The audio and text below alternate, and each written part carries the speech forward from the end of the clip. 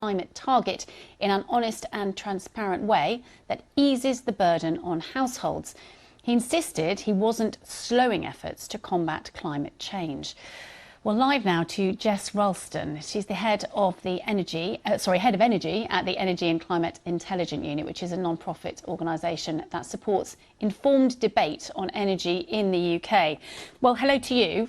Good evening. Informed debate. Gosh, there has been a lot of debate over the last 24, 48 hours or so since the rumours started emerging that the Prime Minister was going to announce these changes to the climate change policies. 24 hours after his speech, what do you make of what was announced?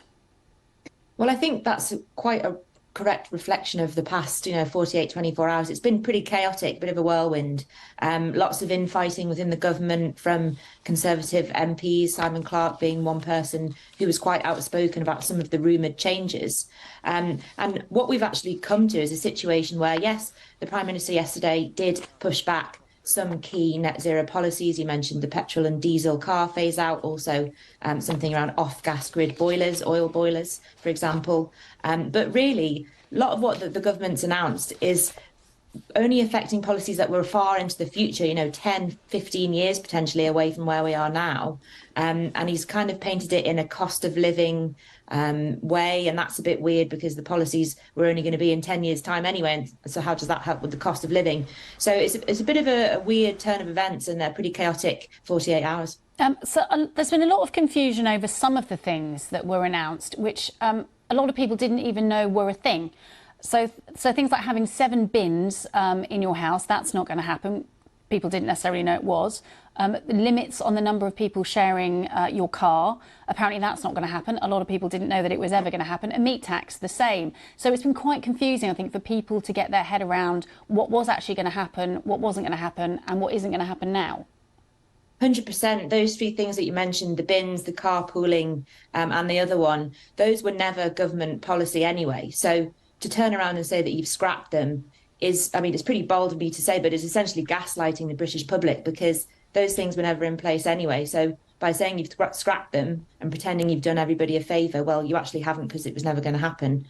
So that also is, causing confusion. And it's a bit of a weird move heading up to the general election, not knowing what policies you are going to have and which ones you aren't. So we'll have to see where the Prime Minister goes from here. So distilling everything down, what do you think is the single most significant announcement that came out of that speech yesterday?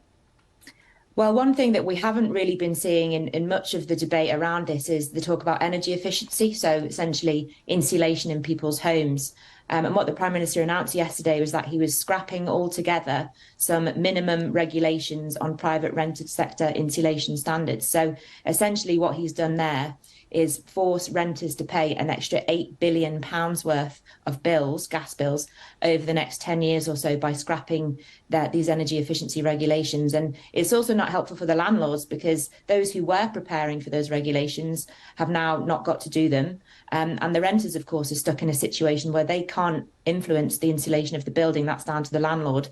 And it's left people in limbo on higher bills for longer. OK, Jess Ralston, we'll have to leave it there. Jess Ralston, Head of Energy at the Energy and Climate Intelligence Unit, a non-profit organisation. So many figures and policies to get your head around. Thank you for that.